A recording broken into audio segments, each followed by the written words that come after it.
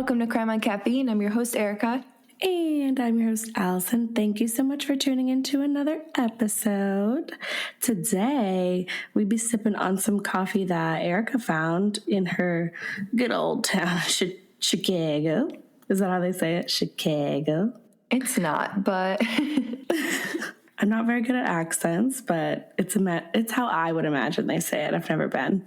Midwest accent. It's pretty basic up here.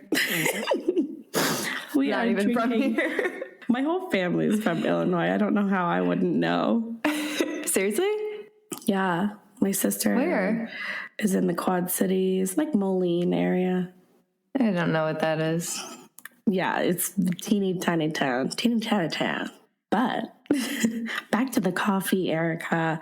We are drinking Blue Bottle Coffee, and we're drinking the Playlist Blend. And the artwork for it is just so cute with like the little headphones, and they like say coffee with the string.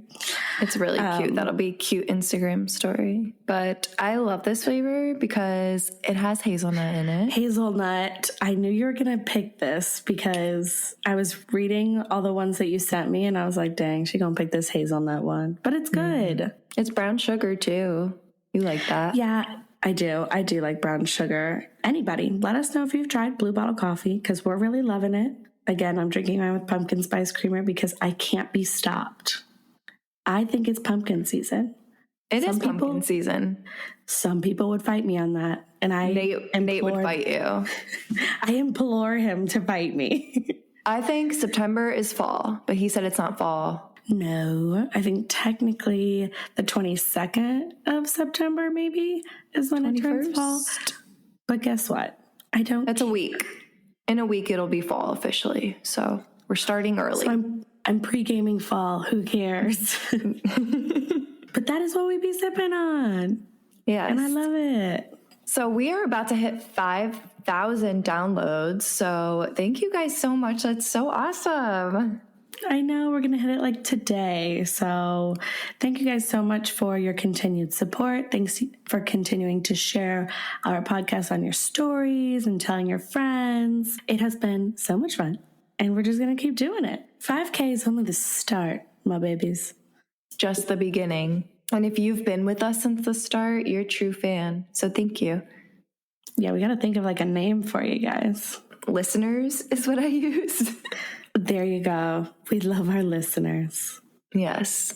We have been sending out some stickers to people on Instagram who've been giving us coffee recommendations and case recommendations. So if you guys want to give us coffee or cases, just DM us on Instagram, Facebook, Twitter, whatever you want to use. It's all just Crime on Caffeine, or you can go to our website, crimeoncaffeine.com, and do it that way.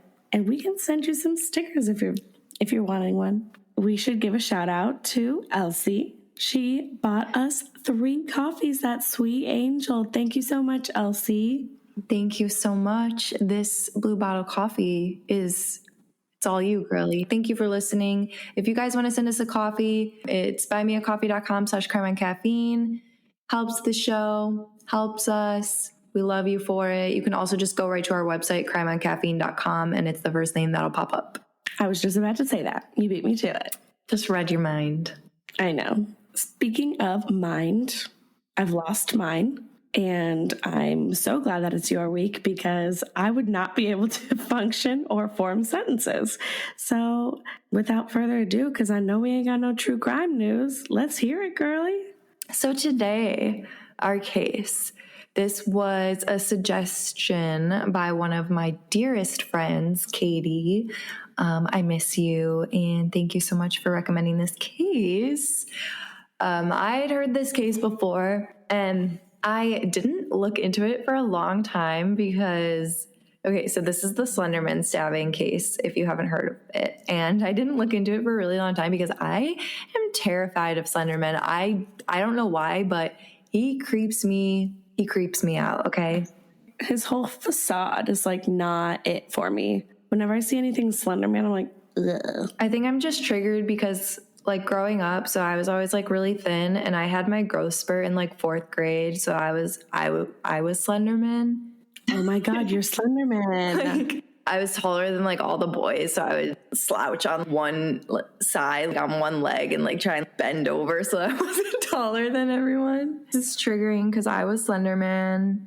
Not anymore. Body's changed a little bit. It's still basically Slenderman. Yeah, so this is that case. Creeps me out. I will sit here and talk about serial murders for hours upon end, but no, this guy, no. Not it.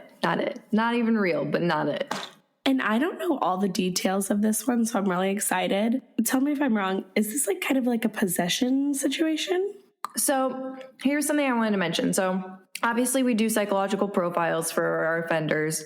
This one it's not a possession situation. It's a psychological situation.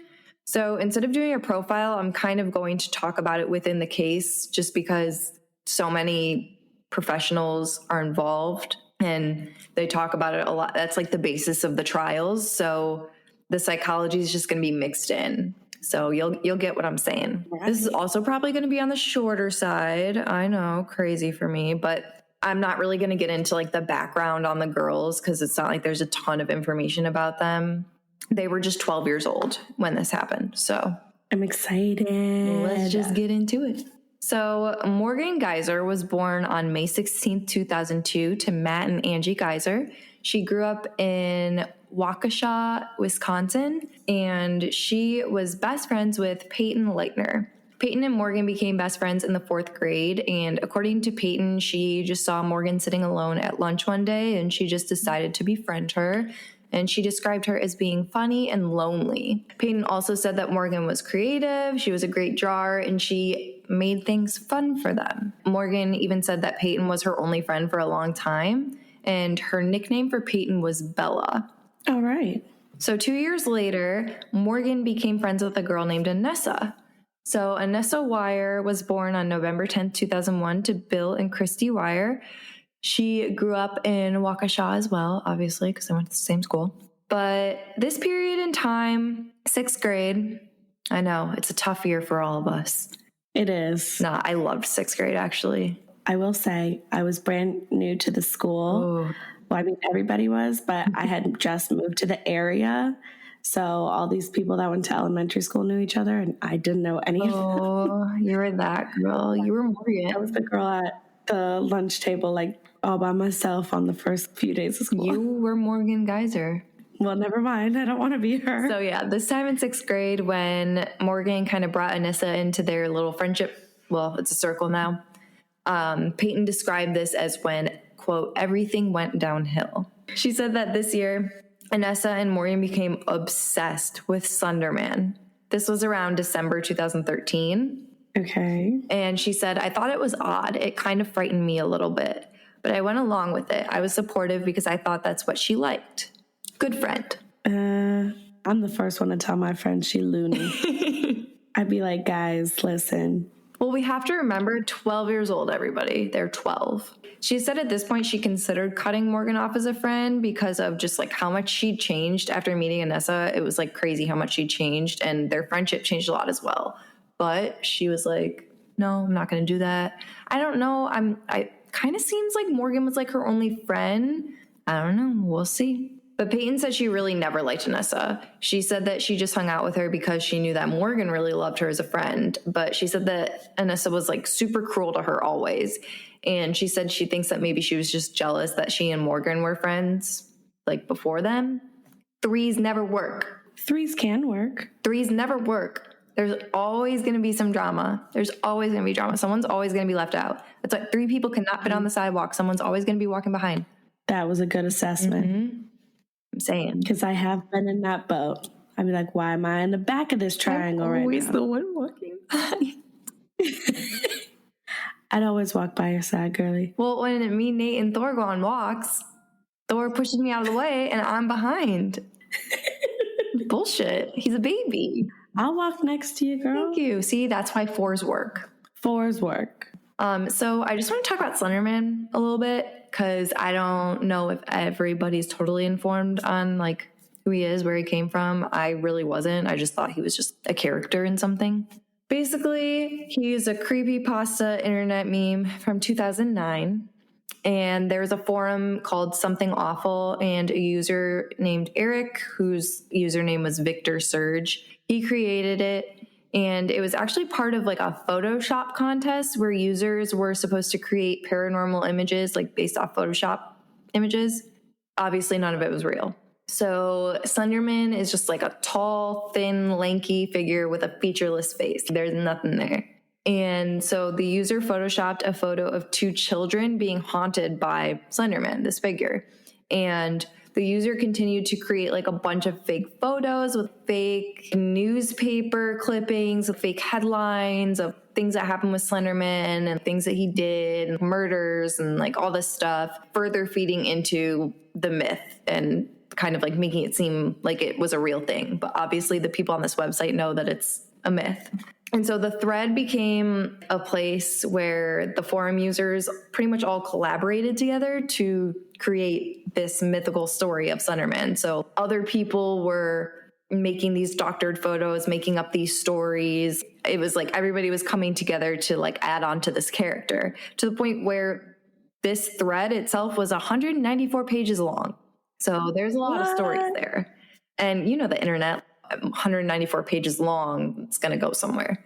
No kidding. So in some instances, Slenderman would kill his victims in ways that weren't specified by police and journalists in those doctored news clippings that they made. So it makes it more like mysterious. But in other cases, Slenderman got his victims to kill each other.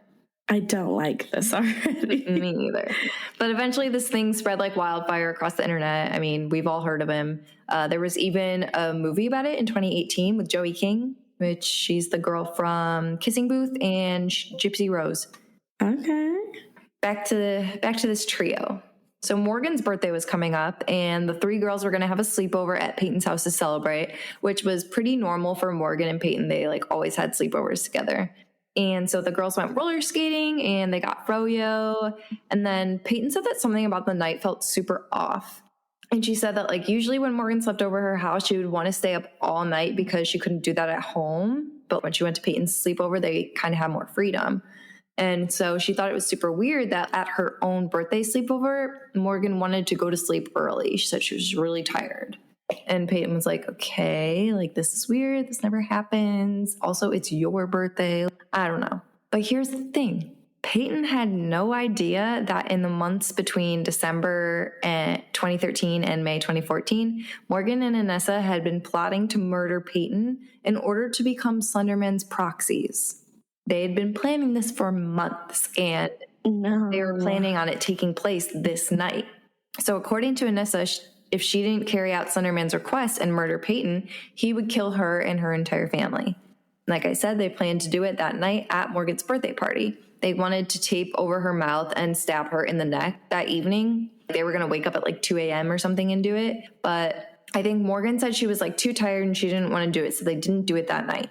So I don't know if you guys know, when we do this, we video and audio record. I can just see Allison's face right now. I guess I always knew about the case, but I never looked into any of the details. Just very surface level. I was like, oh, that shit's crazy. And then I never looked into it. So this is my first time hearing pretty much all of this. And I am shook the house down. But and I'm going to keep reminding you guys that they are 12-year-old best friends. I think that's the part that's like really messing with me. When I was in 6th grade, this is just like not something that would ever cross my mind. Not? No, I couldn't. No. So the next morning, May 31st, Anessa and Morgan said that they wanted to go to the woods, like the park or whatever, the woods, to play hide and seek. And Anessa instructed Peyton to go lie down on the ground and cover herself with sticks and leaves like she was hiding. So in the interrogations, Morgan and Anessa were trying to point the finger at each other and like blame each other, saying, oh, well, she did most of it. She started it, try and paint themselves in a more innocent light. Yeah, quote unquote, lady. But this was before Peyton came out and did an interview later and tells the whole story.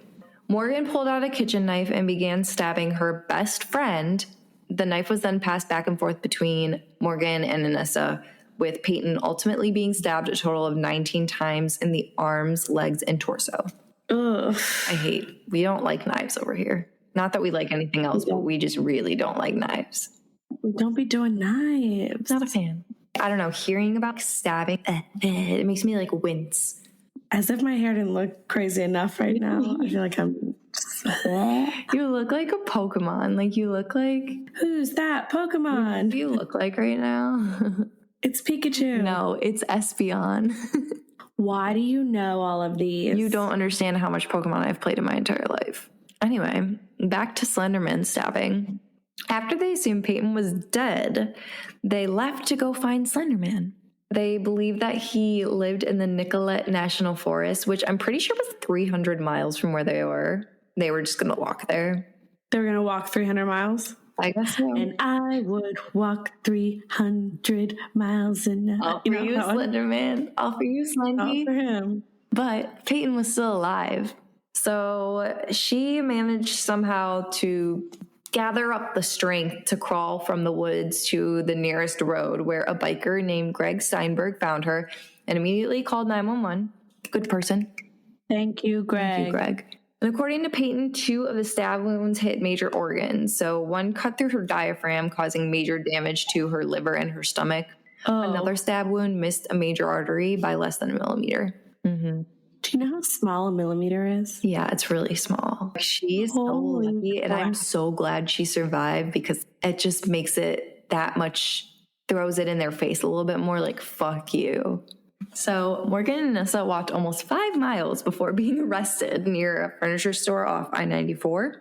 And the police found the knife in Morgan's backpack, and the girls had blood all over their clothes. So they're 12 years old. I don't think they really had this elaborate plan to hide from the police. All they cared about was finding Slendy. Morgan apparently felt absolutely no remorse, which is frightening because that's her best friend. What? And like they don't know that she's alive, so they think that she's dead right now. And she just was wiling out. Okay. No emotion, no remorse, nothing.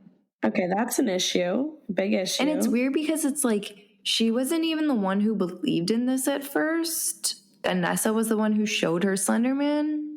She seems like a big follower. Can't think for herself. You see, that's what I thought at first type of thing. But you'll see the situation. Okay. I trust you, kind of. Anessa claimed that she felt guilty, but she just said that she had to do it to save her family from Slenderman. And when Peyton was in the hospital and they told her why the girls attempted to kill her, she said she wasn't surprised at all. That's so sad. But she was sent home a week after being in the hospital, and she ended up returning to school in September. So this was like 3 months later. Wow. In June, Morgan and Nessa were charged as adults with attempted first-degree homicide. Bail was set at $500,000. So they're being charged as adults. They're 12 years old. Good. So that's definitely going to create some conflict that we will see. In August, Morgan was deemed incompetent to stand trial after 2 doctors testified that she talks to, quote, imaginary beings. And her next court date was set for September, but psychologists ended up diagnosing her with early onset schizophrenia. Yeah. When they met with her to evaluate her, she wasn't sad. She wasn't upset. She wasn't angry. She wasn't anything. They said she was almost giddy. Giddy? Yeah. One psychologist said that she described fictional characters and that she could see them. And he said that she was constantly having conversations with them. He said that in one account of fantasy characters, she described Pegasus molesting a unicorn. What is happening? Well, I'm going to tell you.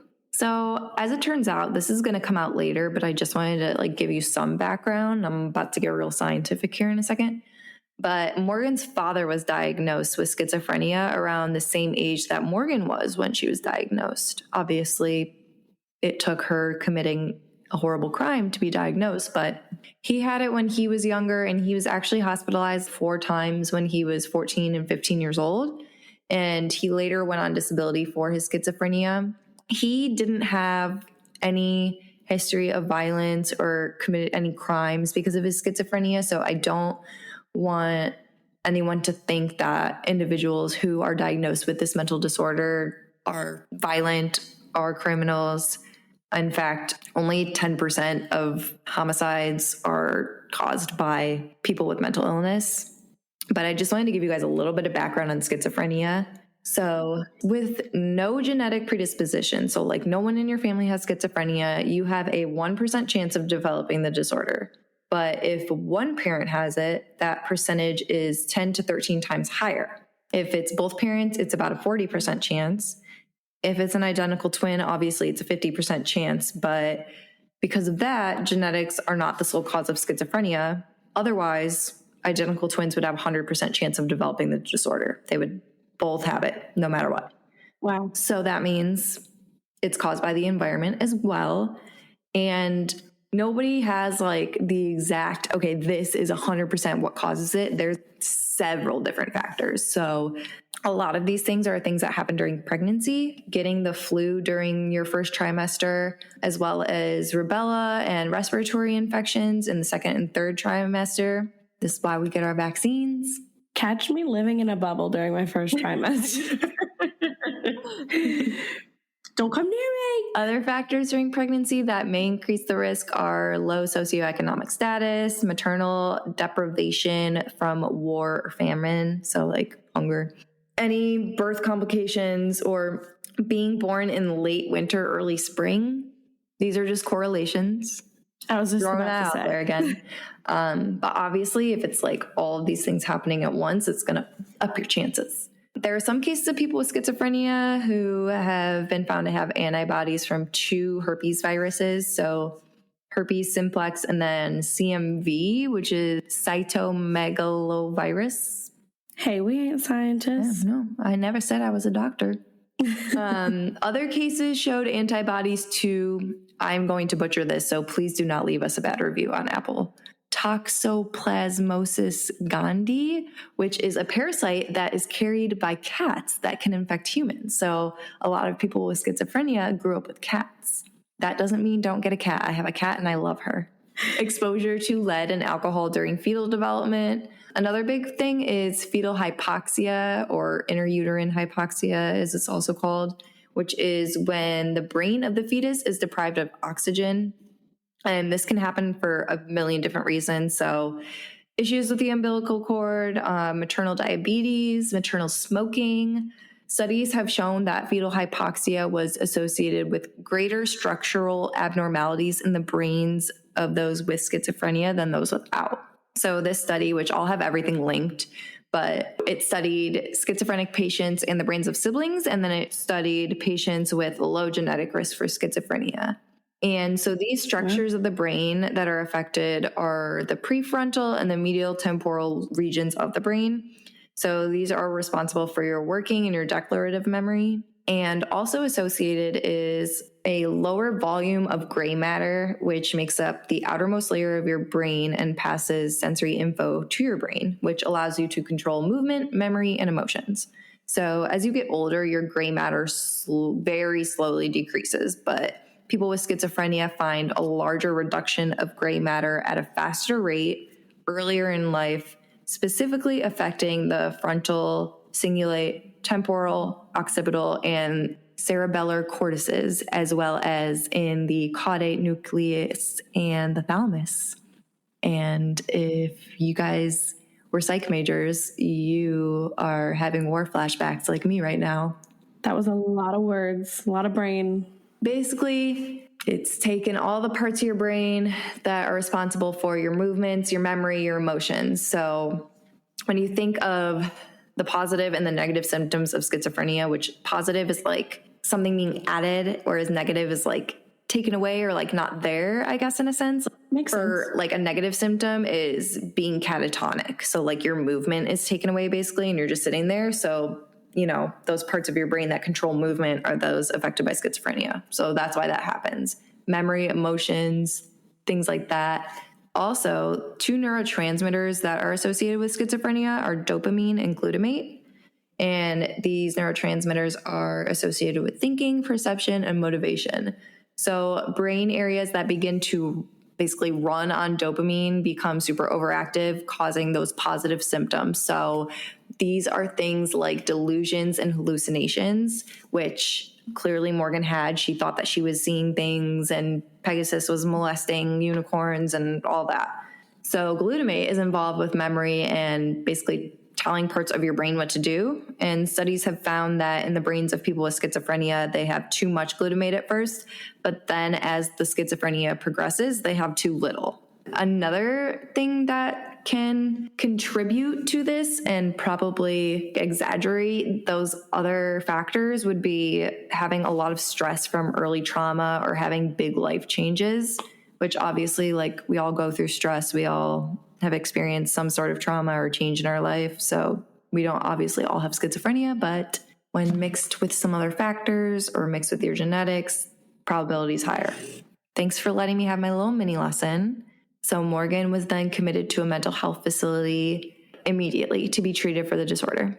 Anessa's attorney tried to argue that she also was mentally incompetent, and she was then supposed to be evaluated before her October 22nd hearing. And psychologists had conflicting views when it came to her competence. So 2 doctors deemed her too immature to understand the consequences, while one doctor said that she was extremely intelligent and she was definitely competent enough to stand trial. Agreed. So in December, both girls had been receiving treatment for those last few months, and they were then both deemed competent to understand the charges being brought against them. So whether they were going to plead not guilty by mental illness or whether they were going to plead guilty, whatever, they were able to get things moving. So the trial was due to start in February. And so for now, they were just serving time in a juvenile facility in West Bend. So at the preliminary hearing in February, attorney Anthony Cotton said that Morgan's belief that she had to kill or be killed warranted a lesser charge of attempted second-degree intentional homicide, which would make it so that she was no longer able to be in adult court. If they were charged as adults, like they originally were, the girls faced 60 years in prison, but if charged as juveniles, they faced up to 25 years in a facility, so like a mental health facility. But Judge Michael Boren was not buying it. He rejected this argument, stating that the statements that were made by the girls during the police interrogations prove that they'd been plotting this attack for months. They weren't afraid of Slenderman because they wanted to prove that he existed and become his proxies and live with him in the woods. And he said that the defense had not sufficiently established the fear motive to overcome the probable cause that the girls really did attempt to commit first-degree intentional murder. Like, they spent months planning this thing. You cannot argue that. So because they were minors, they were still able to argue a transfer to juvenile court, but the defense would have to convince the court of 3 things in order to do this. So they would have to convince the court that if they were in the adult correction system, that the girls wouldn't receive the proper treatment to be rehabilitated. They would also have to convince the court that moving them to the juvenile court would not, quote, depreciate the seriousness of the offense. And they had to convince them that keeping the case in adult court was not necessary to deter other juveniles from committing similar crimes. So Anessa's hearing was set for May 26th and Morgan's was set for June 17th. And in April, the internet came to Morgan's defense. So there was a big petition going around pleading for Morgan to receive mental health treatment, like instead of having to go to prison. And it was started by Morgan's mother, Angie. And she started this because a judge denied her request to reduce bail and send her to a residential treatment center. And the judge denied the request because he said that she's a flight risk, and the residential treatment center that Angie suggested wasn't a very secure place, and he thought that she would be able to get out. And he said he might consider it if a different, more secure facility was chosen. Which is logical. Yeah. So now we have Anessa's hearing in May. Psychologists found that she had a very low chance of reoffending and a high chance of success from treatment. Forensic psychologist Anthony Jurek said he saw no signs of personality disorders or antisocial behavior, but instead he saw a girl who was battling trauma experienced from the divorce of her parents and moving to a new middle school, struggling to be accepted by her peers. So remember at the beginning how you said you felt like that was Morgan? Which you think that it would be because Anessa came into the picture and she was the one who showed Morgan Slenderman. I think it was more of Morgan's mental disorder taking off with it and Anessa being like, oh shit, I need a friend. I'm just going to go along with this. But the psychologist said that because of the trauma that she was experiencing and her wanting to fit in, she was very easily influenced by Morgan. And he said she was very intelligent and she had very strong verbal skills, which would help her thrive in treatment. So they thought that she was just had way better odds than Morgan was. And they didn't think that, she obviously wasn't schizophrenic. She didn't have any severe mental illnesses, anything like that. But even if the girls were convicted as adults, they were to stay at Copper Lake Juvenile Facility until they turned 18. So at this point, I think they're like 14 right now. So Morgan's hearing in June. This is when the news of Morgan's father's struggles with schizophrenia came to light. And so the defense tried to use this as an argument, saying that in order to be treated properly, she had to be treated in a juvenile facility and not in an adult facility. In August, the judge denied moving them to juvenile court, stating that doing so would, in fact, depreciate the seriousness of the offense, which I totally agree with. He said that the court continues to be concerned with what happens after age 18. There has to be assurance to the public and to these defendants as well that a serious offense has to be dealt with on a serious basis that offers protection to everyone. The girls entered a not guilty plea and their trials were to start together in October, and they wanted to appeal to have them separate. But in September, the defense asked the Court of Appeals to reverse the judge's ruling that the girls were to remain in adult court. And it would take until 2016 for a decision to finally be made. But in January of 2016, Morgan was sent to a psychiatric treatment facility and she started taking medication for her schizophrenia. And in April, her defense team said in court documents that she had been sexually assaulted by her cellmate, but the police reports didn't seem to substantiate sexual assault. Not exactly sure what happened there, and obviously in no way trying to mitigate sexual assault, but I think they were claiming that it was more than what had actually happened. This is them, not me. But in July, the Court of Appeals finally made that decision and they ruled that the girls were to stay in adult court. They said, "We will not overturn a circuit court's discretionary determination if the record reflects that discretion was exercised. Instead, we will seek out reasons to sustain the decision." Now, August, back in adult court, Morgan pleaded not guilty by reason of mental illness, and the following month, Anissa pleaded the same. And so both girls, again, were to be evaluated by psychologists. In August of 2017, Anissa pleaded guilty to a lesser charge. I don't know if she made a deal or what, but the charge that she pleaded guilty to was attempted second-degree homicide as a party to a crime with use of a deadly weapon. If the jury were to find her not guilty by mental illness, she agreed to not seek conditional release from the mental hospital until July of 2020. And if the jury rejected the insanity defense, the prosecution agreed to recommend a sentence of 10 years in prison plus 10 years of extended supervision. Under this reduced charge, though, the judge could completely ignore that recommendation by the prosecution and impose a maximum of 25 years in prison and 10 years under supervision. So the following month, 10 of 12 jurors found her not guilty by mental illness, and she was to finish out her time at the juvenile facility before being committed to 25 years to the Winnebago Mental Health Institute. And in February of the following year, Morgan was ordered to commit to 40 years in a mental facility, which was the maximum sentence recommended by the prosecution. This is what I wanted to talk about. In 2019, Morgan's defense team tried to say that she shouldn't have been prosecuted as an adult because she was 12 when she was arrested and she couldn't really understand what rights she gave up when she agreed to speak alone with the detective in custody and confess to everything, which is interesting to me because obviously the rules are different in every state, but just the fact that she was allowed to be interrogated by herself when she was 12, and it doesn't mention if they had asked the parents and the parents agreed, because I cannot imagine that the parents agreed to that, but it says that she gave up those rights when she agreed herself to speak alone. So I understand why they're trying to use that to appeal it. At the end of the day, I still think that adult court is where she should have been.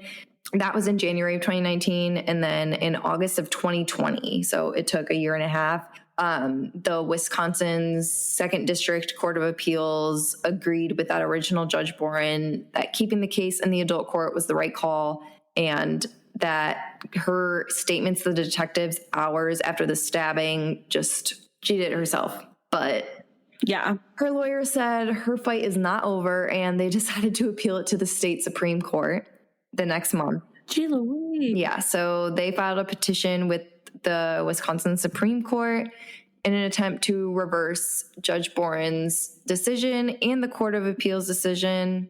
And in January of this year, the state Supreme Court denied their appeal. And that's where we are right now, I guess. Well, I want to talk about Anissa first.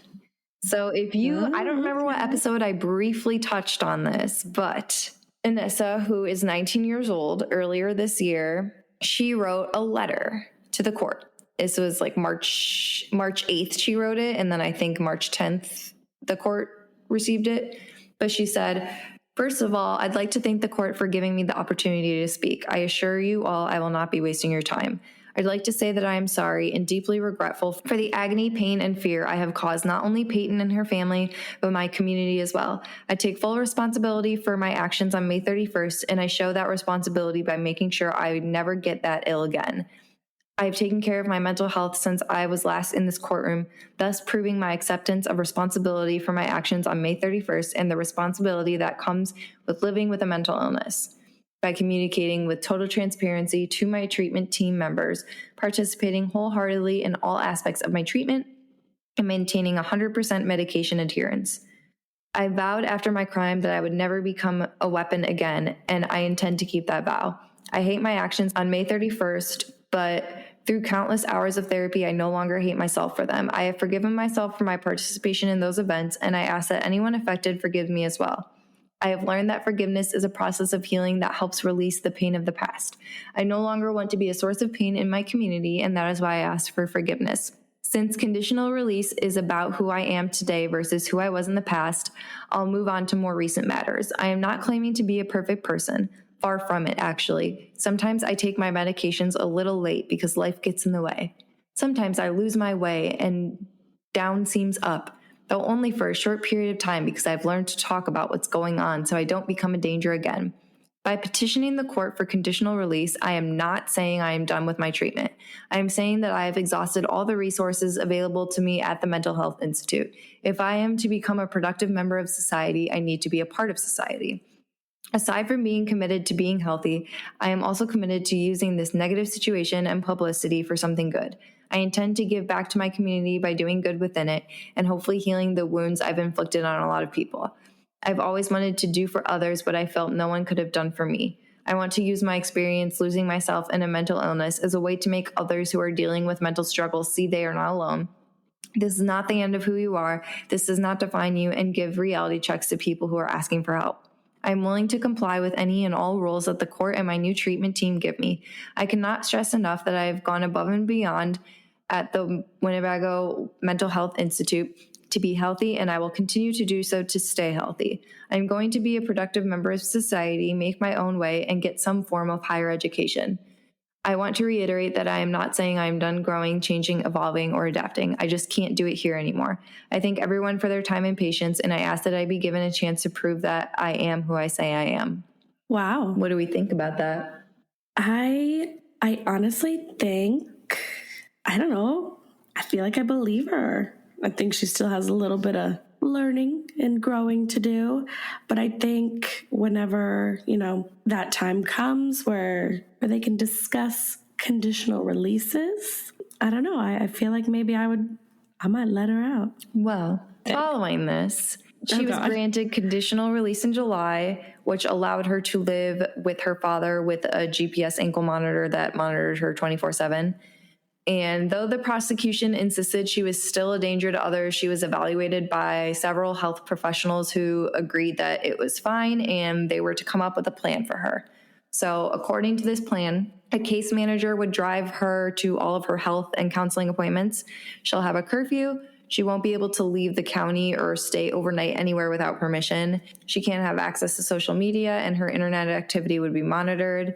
She's required to participate in a minimum of 20 hours of structured social or vocational activities per week. And when appropriate, she will actively participate in continuing her education and obtaining employment.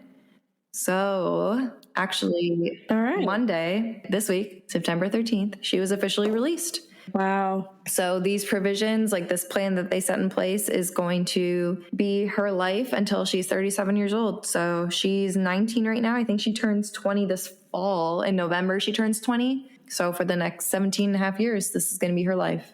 She's got a ways to go. So, I mean, I'm hoping, praying. I truly hope that like everything she says she means, and I'm sure she does mean it, but like something in me is like, makes you nervous. It does make you, because she hasn't seen the real world since she was 12 years old. So it's like, how do you know that you're going to be okay? And that you have, it's one thing to have like control over your mental illness in a facility that is meant to work on your mental illness. I don't know. Interested to see what happens. And I wish her nothing but the best.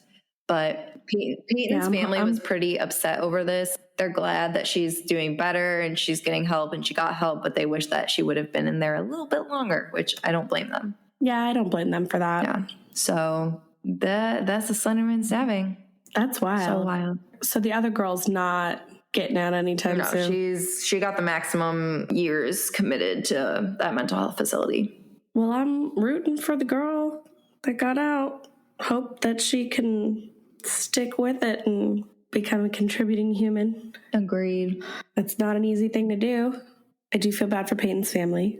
I know, me too. And Peyton, obviously, but I think she's doing really well. I want to see what she's up to today. Peyton? Yeah, she didn't speak publicly until like 2019. She said she sleeps with scissors under her pillow. I want to say she's at college. She wanted to pursue the medical career. A smart lassie. Yeah, and I think it's because of what happened to her, like that inspired her to want to do that.